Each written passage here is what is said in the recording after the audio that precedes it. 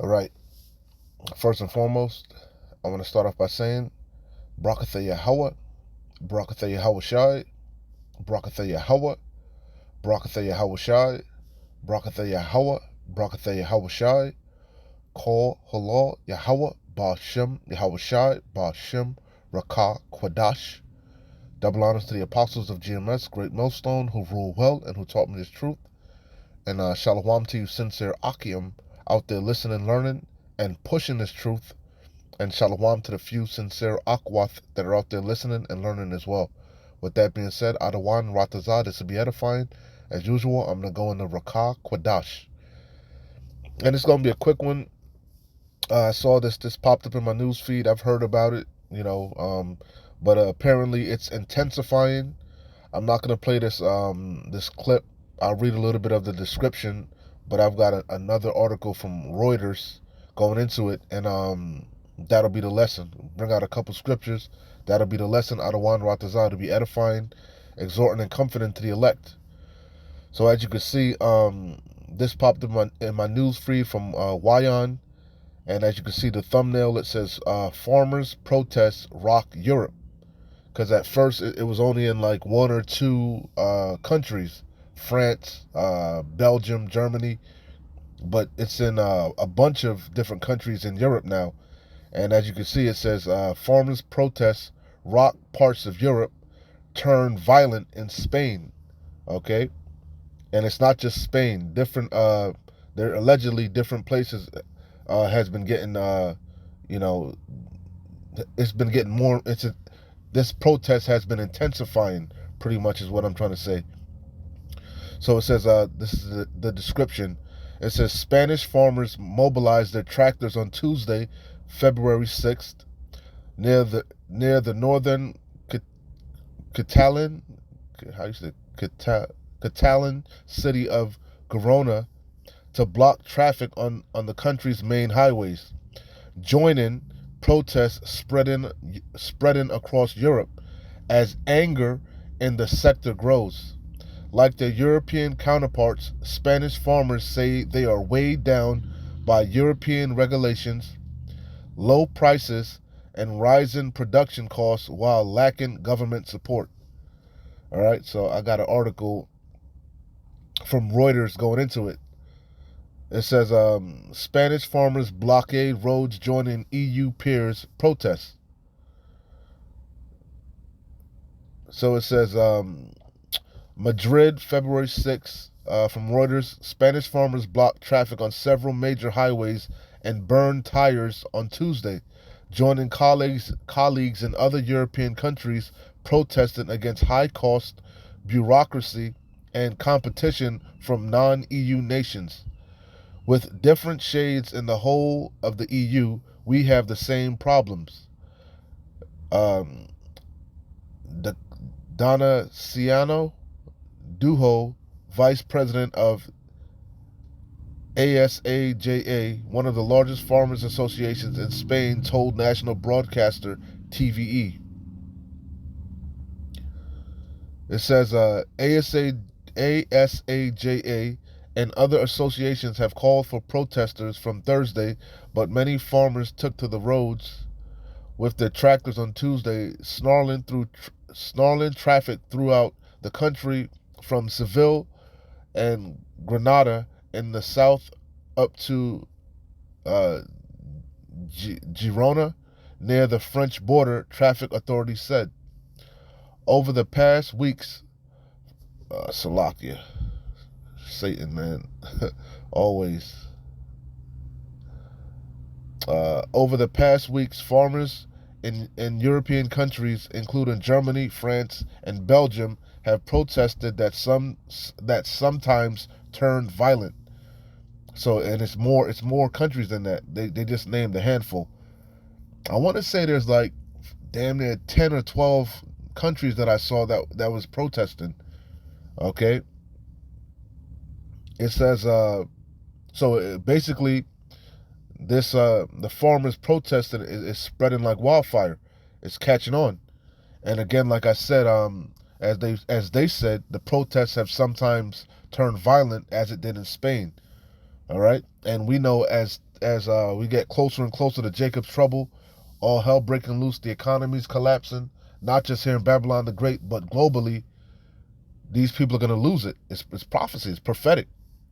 There shall be sedition in the streets, which we gonna get it.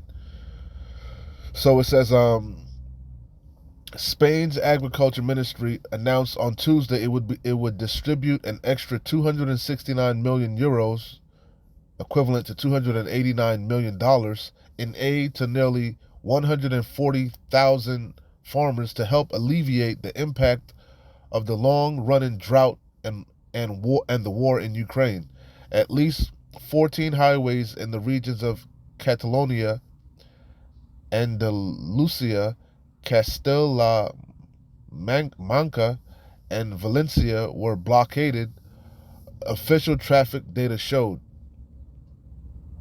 Manuel Zamudo, a 46-year-old farmer in the southern city of Ronda, blamed large retailers, accusing them of manipulating the market, which that's facts, because we know ultimately this is happening because it's orchestrated.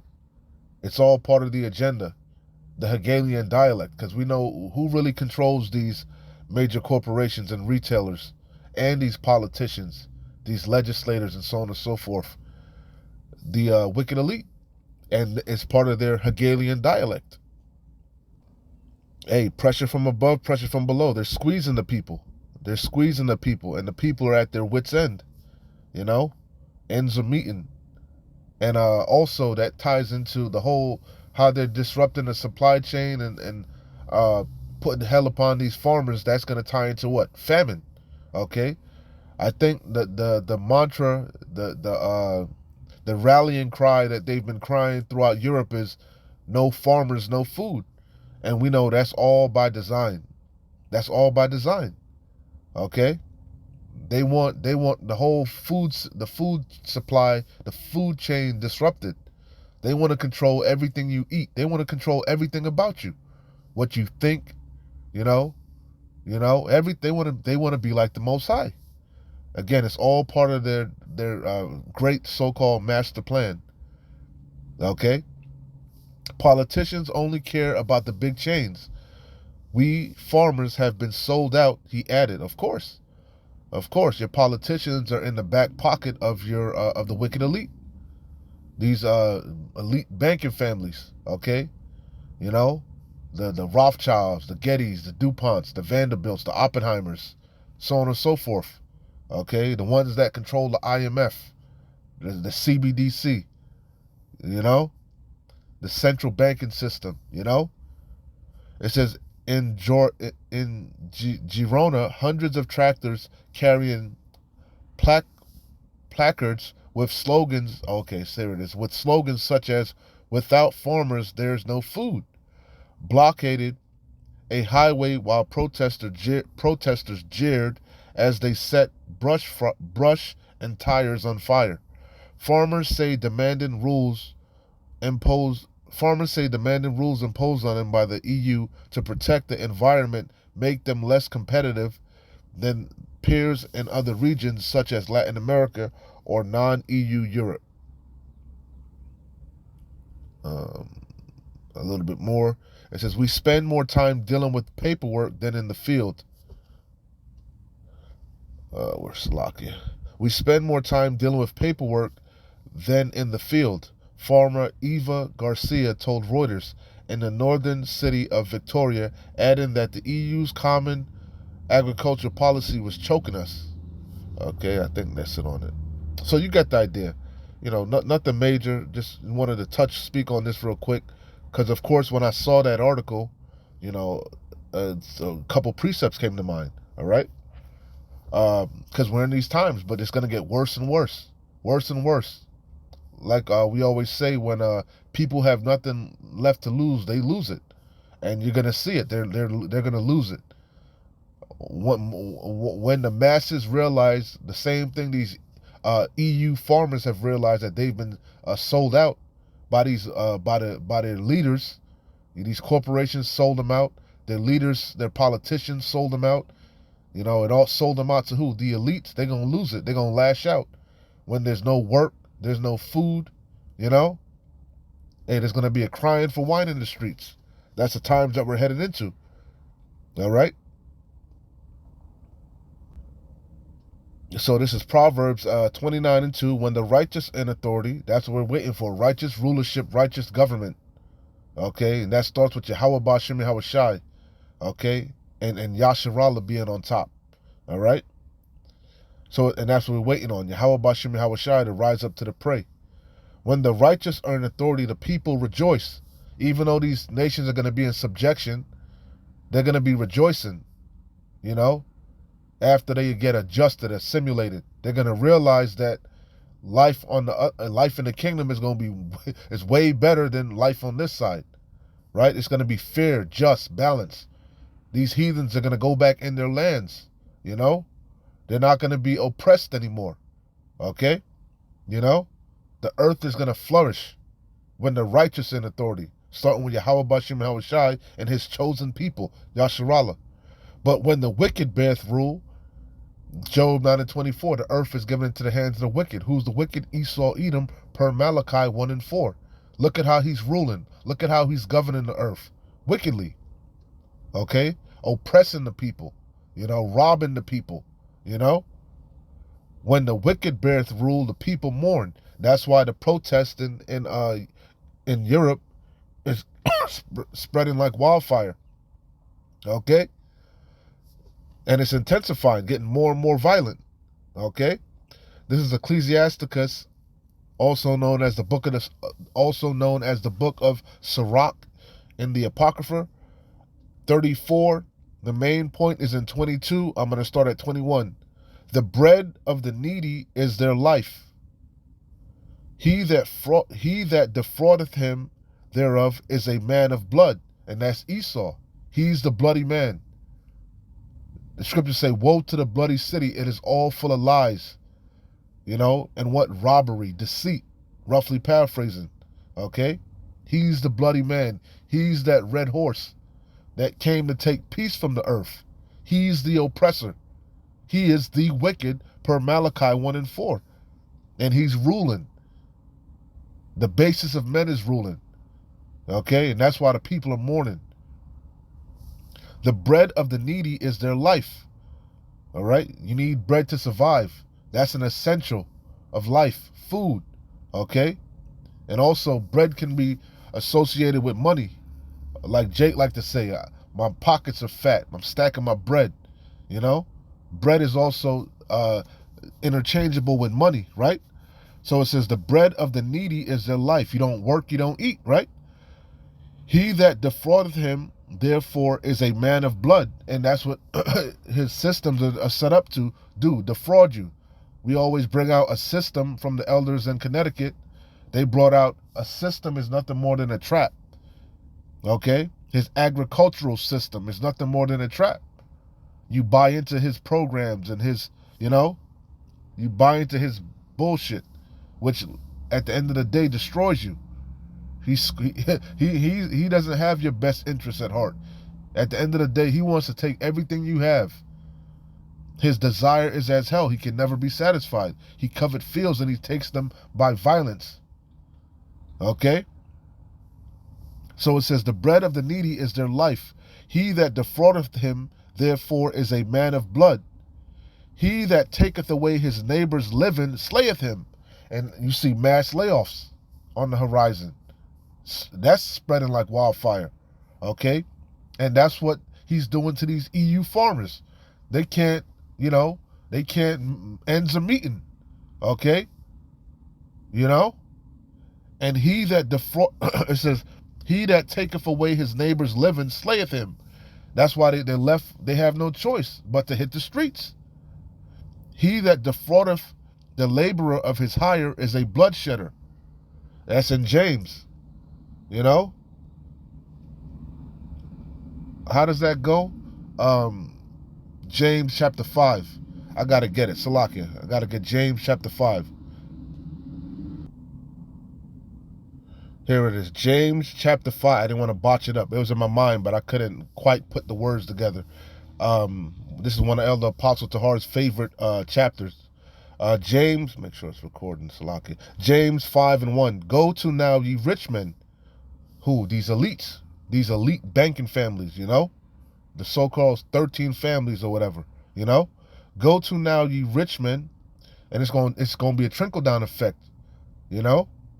The keepers of the house shall tremble, Go to now, ye rich men, weep and howl for your miseries that shall come upon you. Ultimately, from Yahweh Bashim Yahweh Shai, he's going to visit you, But these people, these lower level, these lesser luminaries, these politicians, these various CEOs and so on and so forth. It showed you that in that movie with what's his name? Jim Carrey, Fun with Dick and Jane. The people started attacking those CEOs, and they had to do a flee. That's the times that we're heading into. It says, go to now, ye rich men, weep and howl for your miseries that shall come upon you. Your riches are corrupted, because everything they've gathered, all their riches were gathered through what? Deceit, by fraud. Your riches are corrupted, and your garments are moth-eaten. Your gold and silver is cankered, and the rust of them shall be a witness against you. How you gathered it, according to his sustenance, shall be the restitution. Roughly paraphrasing. Okay? He gonna vomit it up. He shall not feel quietness in his belly. Your gold and silver is cankered, and the rust of them shall be a witness against you, and shall eat your flesh as it were with fire. Ye have heaped treasures together for the last days. This is your last hurrah. Enjoy it. Live it up, Esau. We at the end of your rulership. Esau's the end of the world. Jacob is the beginning of it that followeth. Behold, the hire of the laborers who have reaped down your fields.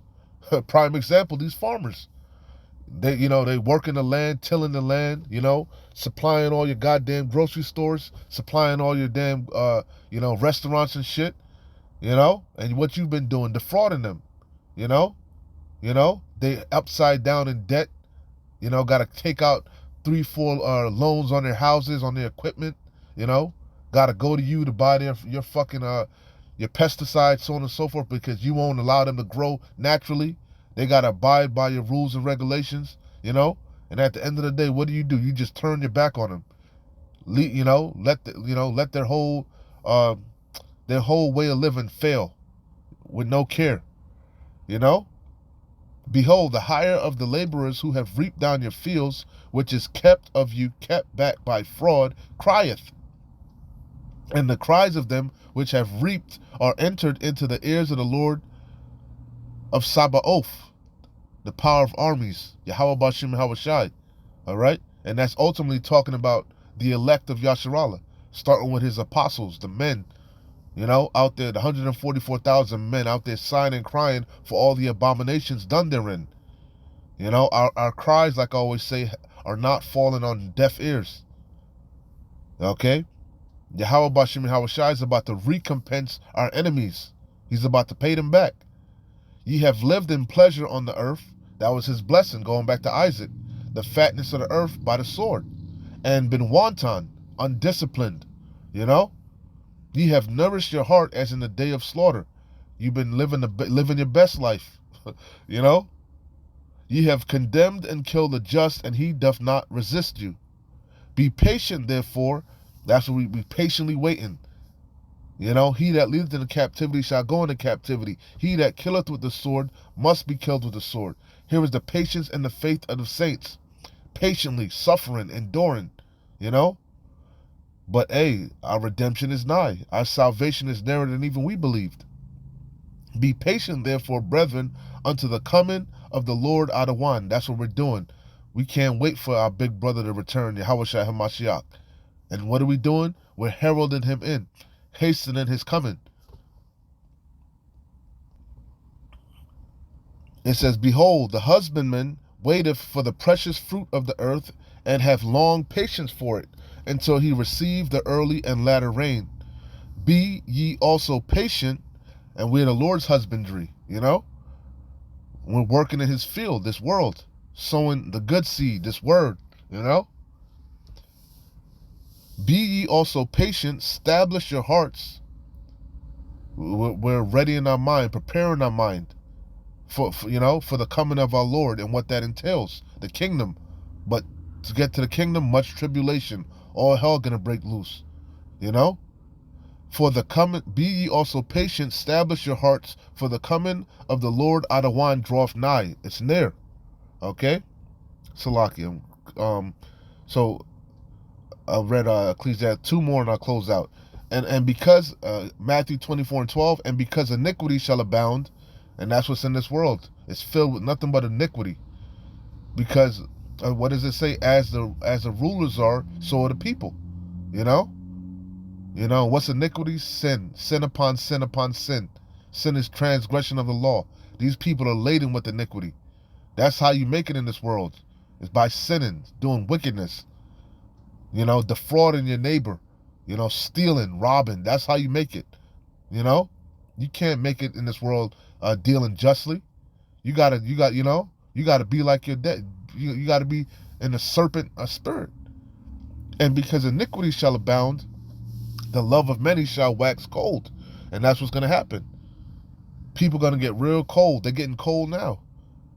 They're not gonna give a damn. It's gonna be we're already in that type of world. That's what this world promotes. A capitalistic, selfish, self-loathing spirit.